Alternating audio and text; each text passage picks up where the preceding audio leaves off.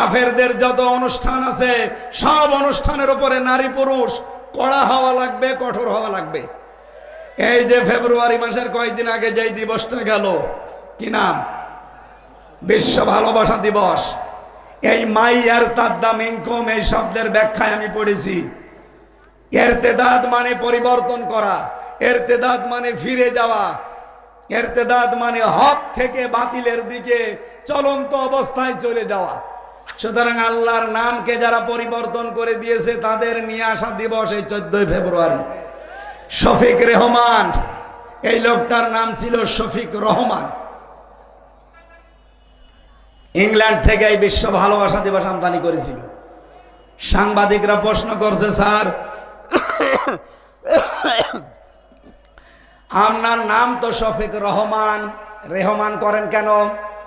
উনি বলছে, দেখো রহমানের ভেতরে মৌলবাদের গন্ধ পাওয়া যায়, এই জন্য আমার নাম আমি কেটে পরিবর্তন করে পাল্টিয়ে রেহমান দিয়েছি।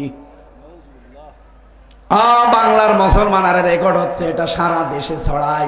সবাইকে বলছি, যেহেতু এবছরে আর নেই, সামনে বছর আবার আসবে। যেই লোকটা আমাদের আল্লাহর নাম পরিবর্তন করে রহমান থেকে রেহমান করতে পারে, তার নিয়ে আসা দিবস আগামীতে কোন মুসলমানের ছেলে মেয়েরা পালন করতে পারে? আরো জোরে বলেন, পারে না? ইসলামে 2টা দিবসের বাইরে কোনো দিবস নেই। কি? ঈদুল আজহা, ঈদুল ফিতরের বাইরে কোনো দিবস আছে? কিসের প্রত্যাবর্তন দিবস, কিসের জন্ম দিবস, কিসের মৃত্যু দিবস? কোনো দিবস নেই। ঈদুল আজহা, ঈদুল ফিতর, শেষ। বাইরে যদি কোনো দিবস কেউ নতুন করে বানিয়ে পালন করে, ও যেন আল্লাহর রাসূলের চাইতে বেশি বোঝে। সুতরাং আগামী থেকে কোনো মৃত্যু দিবস পালনে দেশে আর হবে না। যদি মুসলমান নবীর উম্মত দাবি করে থাকেন, কোন জন্ম দিবস পালন আর কোন প্রত্যাবর্তন দিবস পালন আর বলেন কোন দিবস নেই। দিবস পালন করলে আমি কত দিবস পালন করতে পারতাম আপনি জানেন? আমার জন্ম দিবস, মৃত্যু দিবস, জেল খাটা দিবস, জেল থেকে বের হওয়া দিবস, জেলে যাওয়া দিবস, বিয়ে করা দিবস, বিয়ে যেদিন হয়েছে ওই দিবস, বিয়ে খাওয়া দিবস, কত বিয়ে খেলাম। তাহলে বিয়ে খাওয়া দিবস পালন করলে প্রতিদিন পালন করা লাগবে। কোন দিবস আজকে থেকে আর নেই। ইসলামে যেটা নেই ওটা আমার বাবা বানালেও আমি মানি। আরো জোরে বলেন, মানি। এই জন্য আগামী থেকে রাসূলের উম্মত যেহেতু আমরা দাবি করছি, আল্লাহ আমাদেরকে একটা জিনিস দেখাতে চাচ্ছেন, সেটা এমন একটা দল আল্লাহর সামনে তৈরি করে দিতে চান। কারণ এদেশে অনেক মানুষ এখন ইসলাম থেকে মুখ ফিরিয়ে বুঝে হোক না বুঝে হোক নিচ্ছে, সে ধর্মীয় কায়দায় হোক আর জেনারেল কায়দায় হোক। এই কথা বলেন না কেন? আর আল্লাহ এরকম পরিস্থিতিতে যেহেতু কয়েকটা সিদ্ধান্ত নেন, তার ভেতরে 1 নম্বরে তিনি একটা দল বানিয়ে দেন। সেই দলকে আল্লাহ বলেন, আমি বিজয় করব। কাতাবাল্লাহু লা আগলিবান্না আনা ওয়া রুসুলি।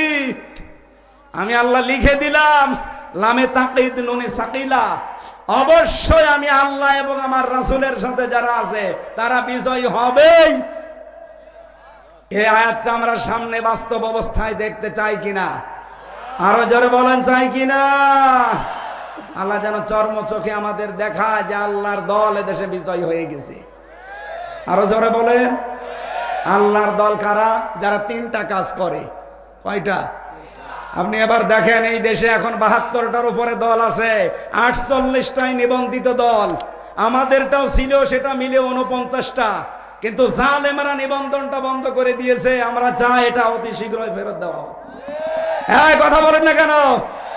জালেমদের কোন চিহ্ন যদি দেশে না থাকে, সবই তো বিদায় নিচ্ছে।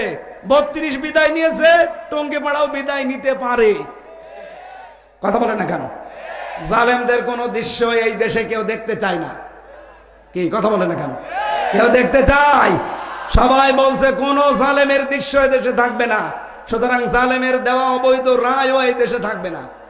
আমাদের নিবন্ধন, বিশেষ করে দাঁড়িপাল্লা ফেরত দেওয়াই লাগবে। কথা বলেন ঠিক কিনা?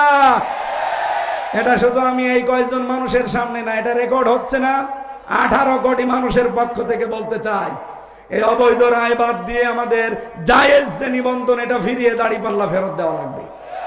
এই কথা বলেন না কেন? বলেন, এটা চান কিনা? এই ন্যায় সান কারা দেখি, লিল্লাহে তাকবীর।